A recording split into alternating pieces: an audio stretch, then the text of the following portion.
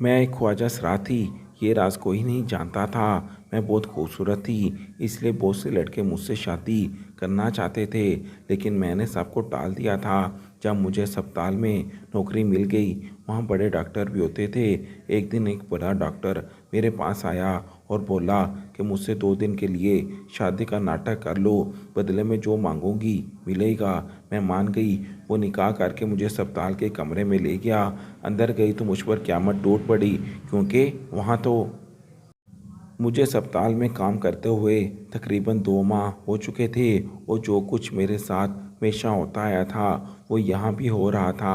बहुत से डॉक्टर और मरीज़, यहाँ तक कि मरीज़ों के साथ आने वाले लोग भी मेरी तरफ दोस्ती का हाथ बढ़ाते थे, क्योंकि मेरी खूबसूरती किसी को भी मेरी अपनी तरफ माइल करने के लिए काफ़ी थी। लेकिन मैं तो अपनी हकीकत जानती थी, इसलिए किसी को भी मुस्बत जवाब नहीं देती थी। मैं बहुत मगरूर हस्ती तस्वुर की जाती थी, और कुछ लोग तो शायद ये समझते थे कि मैं ऐसा करके लोगों में ज़्यादा अपना नाम बनाना चाहती हूँ।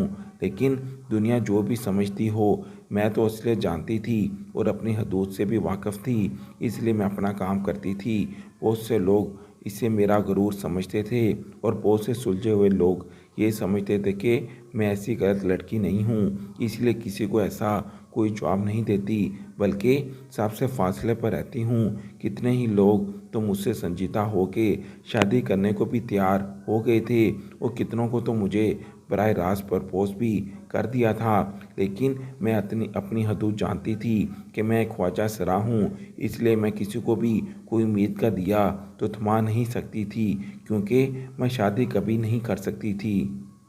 लेकिन इस तरह की दोस्ती करने के लिए मेरा दिल भी नहीं मानता था, क्योंकि इस तरीके से इनको मेरी हकीकत का भी इदराक हो सकता था।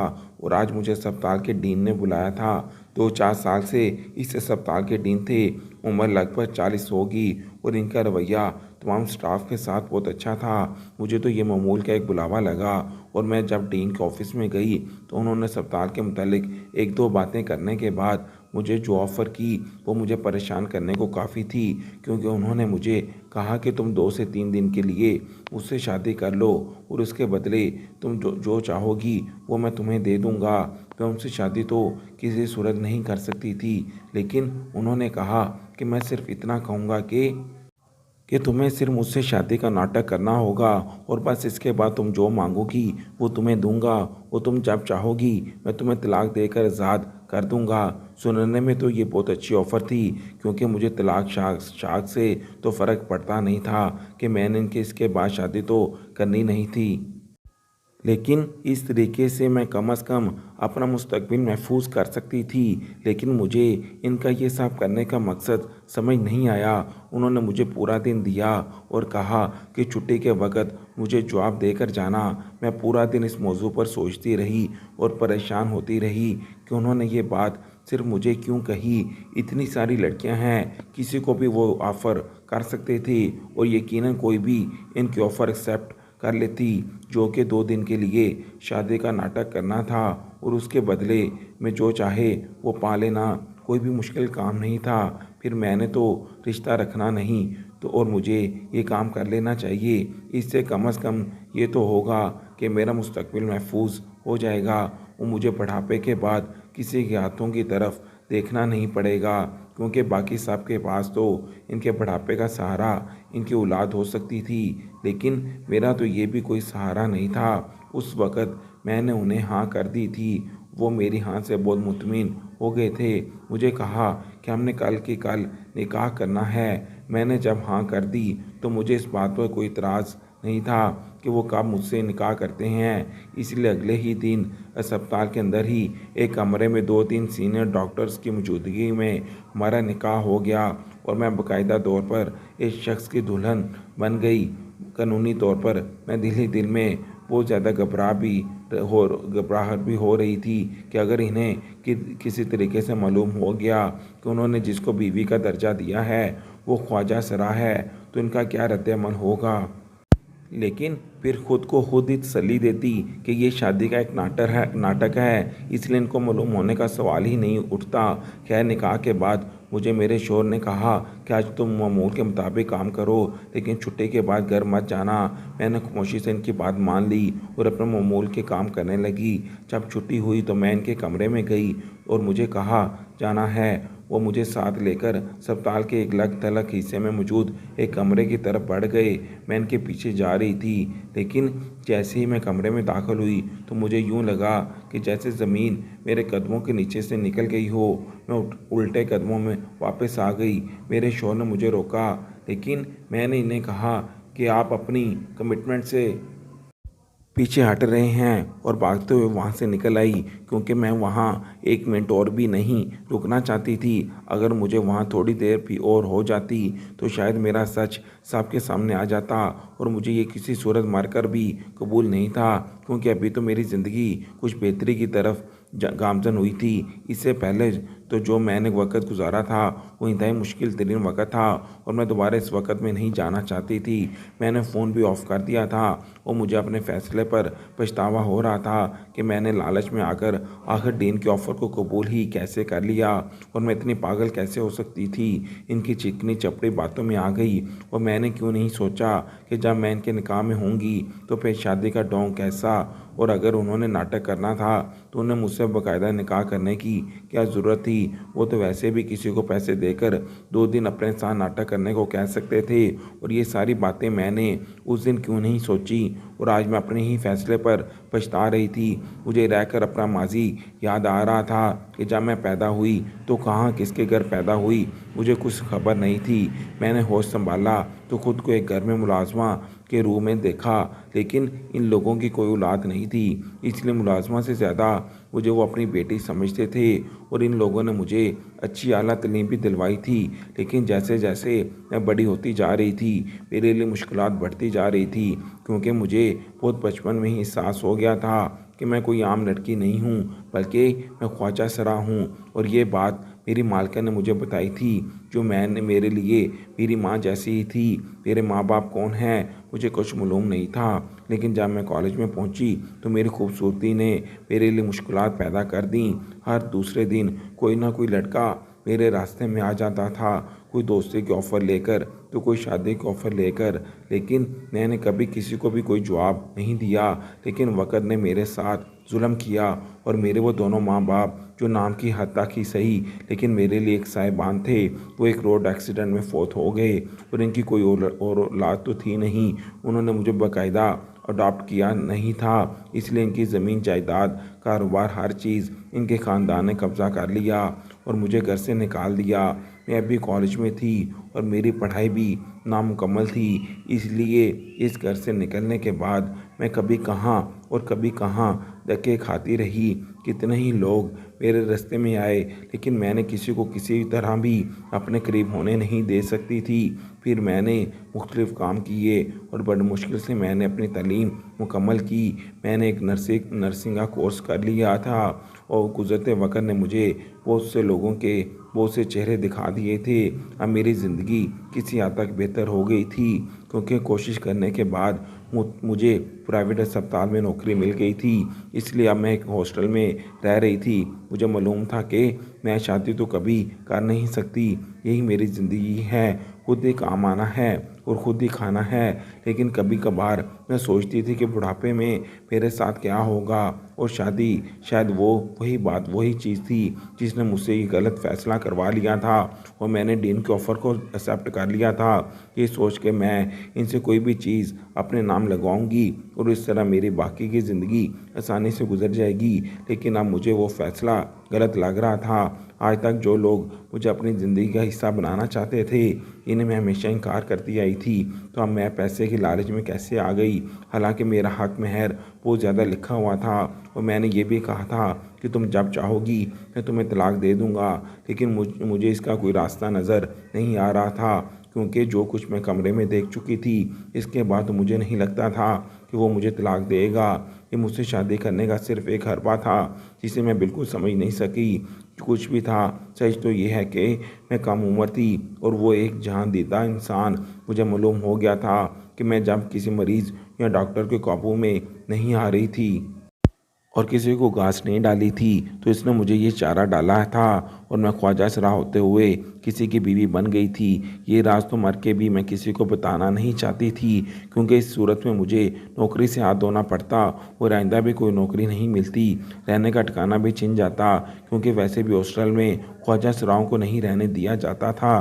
तो फिर जाती कहाँ, क्योंकि जिस घर में मैंने बचपन से पली पड़ी थी उस घर से तो मुझे निकाल दिया गया था। ये कह कर के उसकी मैं कानूनी मालिक नहीं थी। मुझे समझ नहीं आ रही थी कि मैं क्या करूं, इसलिए अगले ही दिन मैं काम पर नहीं गई।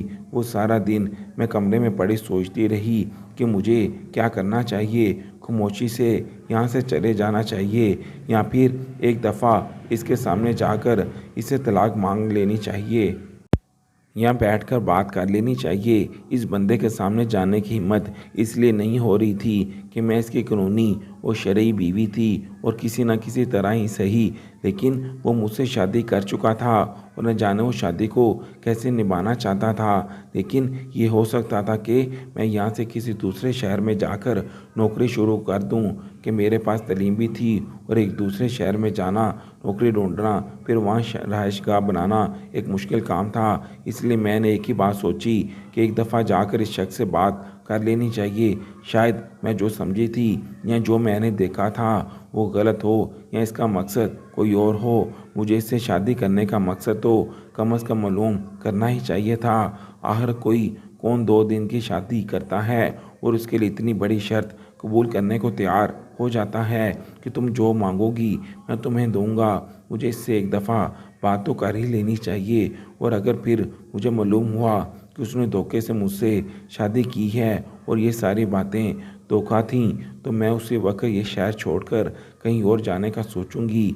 मगर मैं ये भी जानती थी कि शहर छोड़कर जाना कोई आसान काम नहीं था। यहाँ तक पहुँचने के लिए मैंने बहुत सारी मुश्किलात झेली थीं और दोबारा से वही सब झेलना मेरे लिए आसान काम नहीं था। मेरी जिन्स जो भी थी, लेकिन मैं पहले एक इंसान थी और दुनिया के लिए तो मैं एक लड़की थी, और एक अकेली लड़की का इस माशरे में ज़िंदा रहना और काम करना एक मुश्किल काम है। और सबसे बढ़कर ये बात कि जब मैं दूसरे दिन उनसे मिलने गई तो मालूम हुआ कि वो आज अस्पताल आई ही नहीं। उससे मुझे थोड़ी तसल्ली हो गई।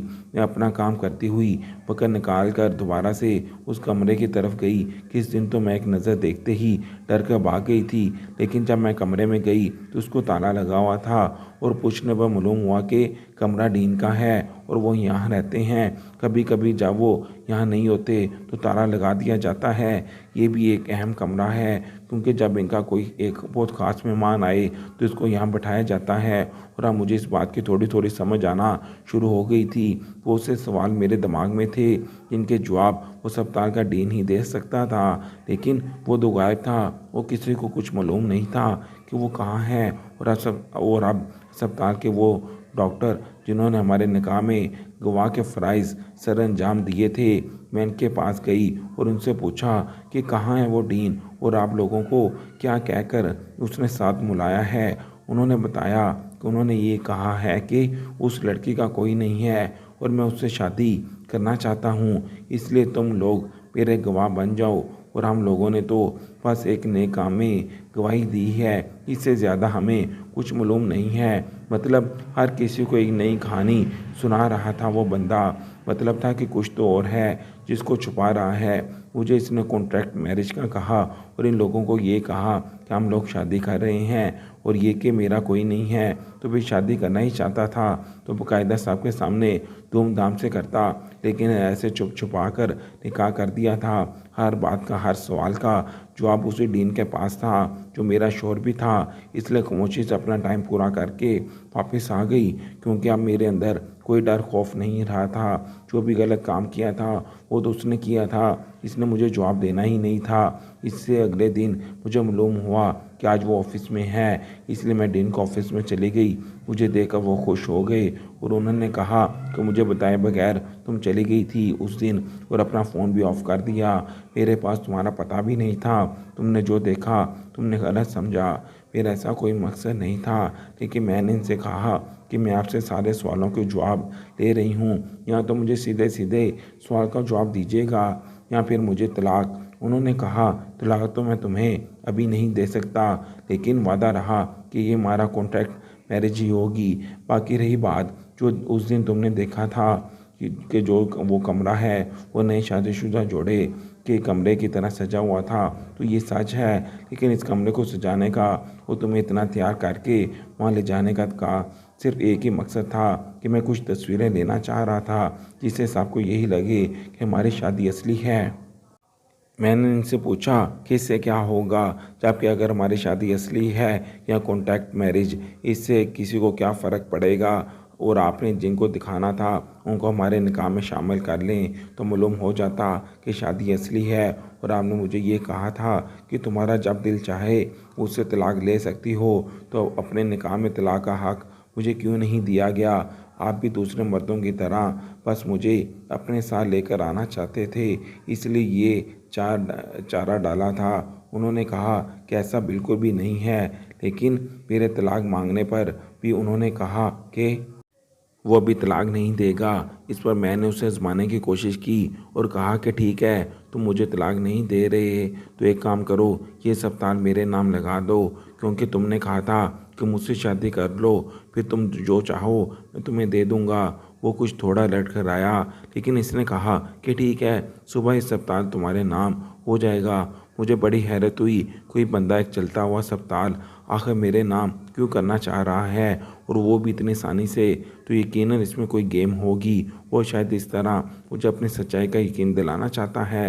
लेकिन अगले ही दिन जब उस शख्स ने इस अस्पताल की मुल्कियत के पेपर मेरे सामने ला कर रखे और मुझे साइन करने को कहा, तो मैं हैरान रह गई। लेकिन मैंने फ़ौरन साइन कर दिए और इस तरह जिस मकसद के लिए मैंने शादी की थी वो मकसद तो मुझे मिल गया, क्योंकि ये अस्पताल अब मेरे नाम हो चुका था। इस अस्पताल की एक मामूली सी नर्स अस्पताल के मालकन बन चुकी थी, लेकिन इसकी बहुत बड़ी कीमत चुकाई थी। अपनी ज़िंदगी का एक बड़ा राज एक तरह से एक हाथ में दे दिया था और किसी वक्त भी वो राज खुल सकता था। मुझे इस बंदे से तलाक लेनी थी, लेकिन ये अस्पताल मेरे हवाले करने के बाद इस बंदे ने तो इधर का रुख भी नहीं किया था और मैं इस हिसाब से मुतमिन भी थी। लेकिन तकरीबन एक हफ्ते के बाद उस बंदे ने मुझे फ़ोन किया कि अब तुम्हारा असल काम शुरू हो रहा है, हमारे नाटक की इब्तिदा होगी। रात को एक दावत है और तुम्हें वहाँ मेरे साथ बीवी के रूम में जाना है। दावत खाने के बाद तुम जहाँ कहोगी मैं तुम्हें छोड़ के आ जाऊँगा। मैंने इतनी बड़ी कीमत वसूल की थी तो इस नाटक का हिस्सा तो मुझे बनना ही था, इसलिए मैंने हामी भर ली और रात को बाकायदा तैयार होकर इसके साथ पार्टी में भी गई। वहाँ पर बहुत से लोग ऐसे थे जो मुझसे ऐसे मिल रहे थे जैसे मैं इन्हें पहले से जानती हूँ। और ये बात मेरे लिए बाइस हैरत थी कि मैं तो इन सबको पहली दफ़ा देख रही थी और वो लोग ऐसे बेतकल्फ़ी से उससे बात कर रहे थे जैसे हम लोग पहले भी मिल चुके हों। तो ऐसा क्यों हो रहा है? बल्कि कितनी ख्वातीन ने तो मुझे ये बात भी कही, तो तुम तो बिल्कुल भी नहीं बदली, आज भी वैसी ही हो। मुझे हैरत हुई कि वैसी बात क्यों कह रही हैं। खैर दावत ख़त्म हुई और बात आ गई हो गई, लेकिन इसके के बाद मुख्तलिफ़ जगह ऐसी पार्टीज़ में जाना पड़ा मुझे डीन की बीवी बनकर। लेकिन कुछ दिन बाद इसने मुझे फ़ोन किया कि मुझे कोर्ट पहुंचना होगा। मुझे लगा कि आज मुझे तलाक दे देगा, कि जो वो चाहता था वो हो गया है।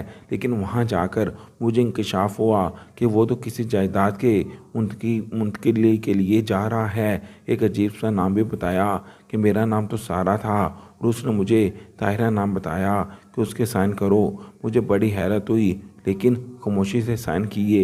लेकिन बाहर आने के बाद मैंने उससे पूछा कि साइन तो मैंने कर दिए हैं, अब तुम मुझे बताओ कि ये सब क्या है। इस पर उसने मुझे जो कहानी सुनाई वो मुझे हैरान करने को काफ़ी थी। उसने बताया कि तुम्हारी शक्ल मेरी मरहूम बीवी से बहुत ज़्यादा मिलती है, इतनी ज़्यादा कि कोई भी कभी नहीं कह सकता कि तुम वो नहीं हो, और इसका नाम ताहिरा है। वो मेरे साथ बेरोने मुल्क गई थी और वहाँ पर उसकी मौत वाक़या हो गई थी, लेकिन किसी को भी मालूम नहीं है कि वो मर गई है। अभी जब इसके ख़ानदानी जायदाद की तकसीम का मसला आया तो इसका हिस्सा मुझे मिलना था, लेकिन इसके ख़ानदान वाले इसका हिस्सा मुझे नहीं दे रहे थे।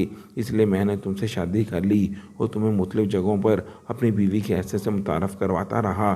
सबको यही कहा कि तुम बेरोने मुल्क थी और तुम्हें पार्टी में भी इसलिए मैं लेकर गया था कि वो हमारे तमाम पुराने जानने वाले लोग थे। इस तरह सबको यकीन हो गया कि तुम ज़िंदा हो और इस तरह मेरी अपनी बीवी का हिस्सा मुझे मिल गया जो कि करोड़ों में है, और जो मैंने तुमको दिया है वो भी इसका एक हिस्सा है, क्योंकि मुझे मालूम हुआ था कि हमारे दीन की कोई औलाद नहीं है, इसलिए इसकी लालच पर मुझे हैरत हुई। लेकिन खैर, इसका जो भी मसला मसाइल था, मुझे क्या, अब मुझे इससे तलाक चाहिए थी। इसने कुछ ही दिनों में मुझे तलाक देने का वायदा कर लिया, लेकिन एक बात मेरे को खाई जा रही थी कि वो ये कि वो आखिर इतनी ज़्यादा शक्ल कैसे मिल सकती है। कुछ ना कुछ तो फ़र्क होता है। जाके वो बता रहा था कि मेरी और उसकी बीवी की शक्ल बिल्कुल एक जैसी है, बल्कि मैंने तो खुद तस्वीरें भी देखी थी। मुझे यही लग रहा था कि मेरी की तस्वीरें हैं, ये तो कोई इंसिडेंस ही हो नहीं सकता, इसमें कोई ना कोई हकीकत तो है। मुझे तो ये भी मालूम नहीं था कि मेरे वालिदैन कौन है, तो मैंने सोचा कि शायद वो मेरी माँ हो, इसलिए ज़्यादा शक्ल मिलती हो। इस बात पर जिस दिन उसने मुझे तलाक दी, मैंने चुपके से इसके कुछ बाल ले लिए, और क्योंकि मैं अस्पताल में होती थी, इसलिए ये डीएनए टेस्ट करवाना कोई मुश्किल काम नहीं था। और रिपोर्ट ने बताया कि वो शख्स हकीकत ही मेरा बाप है, और शायद मैं ख्वाजा सरा थी, इसलिए मेरी माँ ने मुझे अपने पास नहीं रखा था। और जब मैं उसके पास गई जो मेरा बाप था, तो वो खुद हैरान हो गया, और उसने बताया कि एक दफ़ा मेरी औलाद हुई थी, लेकिन उस वक़्त मैं मुल्क से बाहर था। बाद में तुम्हारी माँ ने बताया था कि मेरी बेटी पैदा हुई थी और वो मर गई है। शायद माँ ने ख्वाजा सरा होने की वजह से मुझे अपने से अलग कर दिया था, और अब मुझे अपना सच अपने बाप को तो कम से कम बताना ही था। इसलिए मैंने इनको बता दिया कि मैं कोई लड़की नहीं बल्कि ख्वाजा सरा हूँ। लेकिन मैं फिर भी इनको कबूल थी, क्योंकि इन्हें अब इस उम्र में औलाद की कमी हकीकतन महसूस हो रही थी, और वही सब कुछ जो मैं हमेशा ख्वाब देखती थी कि मेरे पास इतनी दौलत हो और अपना घर हो कि कम से कम मुझे फ़िक्र ना हो, वो मुझे मिल गया था और वो मेरा हक था। लेकिन इसलिए मुझे न जाने क्या कुछ करना पड़ा था।